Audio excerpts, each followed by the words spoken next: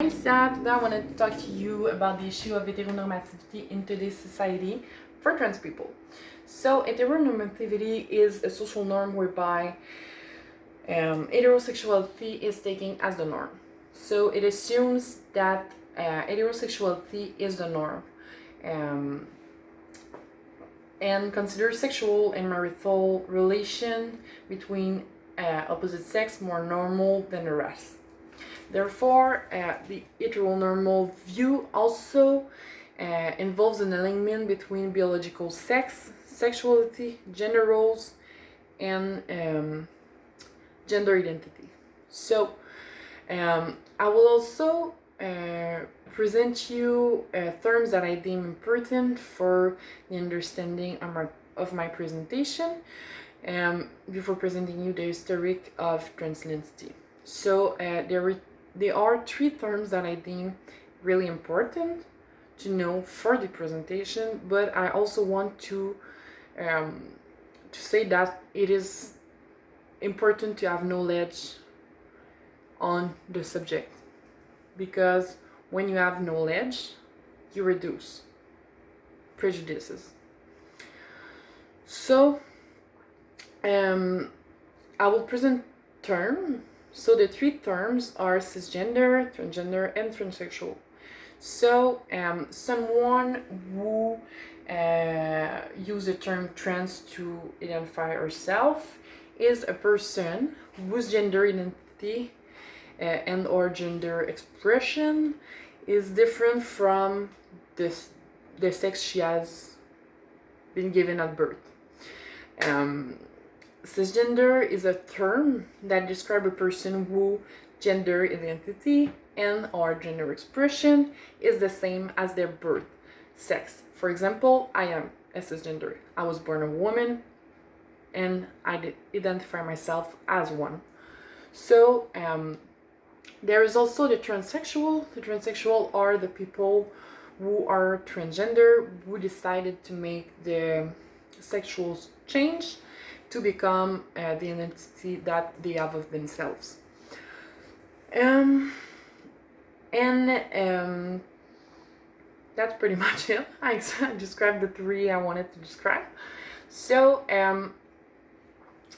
the term trans only appeared in the 1850s by someone called Harry Benjamin. It was an English endocrinologist, but even before that time,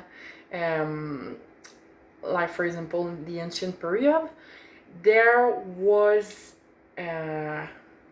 traces of transidentity.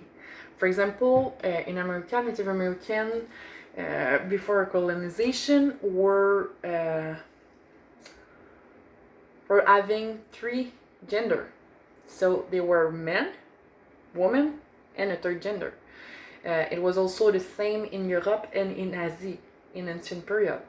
So recall that at that time the term did not really exist, so there were only people who introduced themselves and identified with a different sex than the one they have been given at birth. But it was only in the 1880 and in 2000 in Quebec that things started to change for the trans community. Viviane Namaste, a trans Quebec researcher, was the first one to release a book here about the subject in 2005. Pretty late. So our work focuses on issue experienced by trans women, due to marginalization and heteronormativity conveyed in our society. So here, in my opinion, it is important to say that in those years, once again, transidentity was perceived as a political category representative of resistance to medicalization and pathologization, thus conveying the message that people define themselves that way out of resistance to society, when in fact we create that resistance by labeling each person by their gender. Without a label, there is no difference, so less discrimination and marginalization. So, in our work, Namaste states that things really changed in Quebec when governments started to realize that there was a problem with that community. In fact, it is the issues of hormone distribution in Quebec.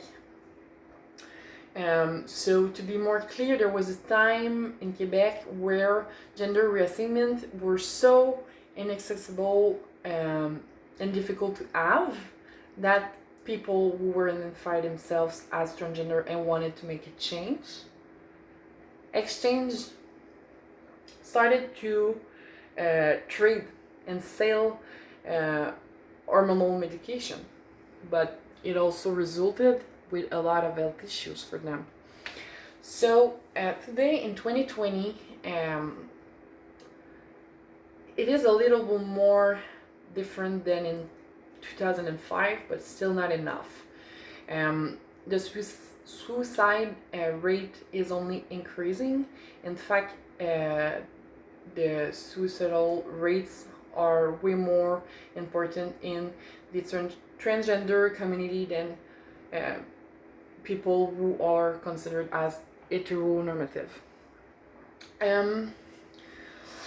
The problem is that despite all the information that has been spread, the society's actions towards trans people remain very minimal. So indeed, I found it important to talk about the subject because we are in 2020. The question of sexual orientation has already been cleared, I could say. Although there is still homophobia, it is understood, it is accepted by the majority.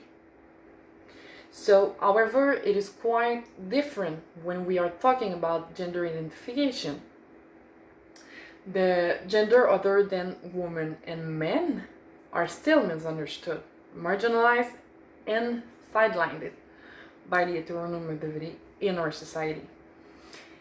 It is a message that is sent, the heteronormativity is sent by education, media, and I pass.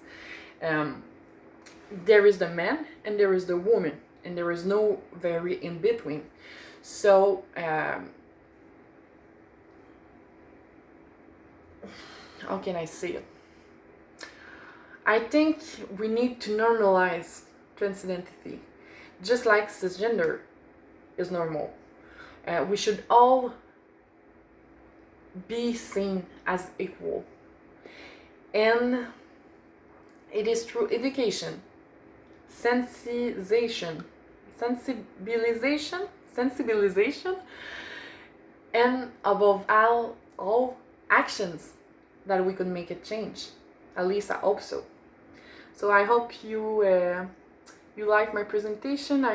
What I really hope the most is that my presentation will maybe open a reflection about why people with different gender are still perceived as less than people who identify themselves with their biological sex. Thank you.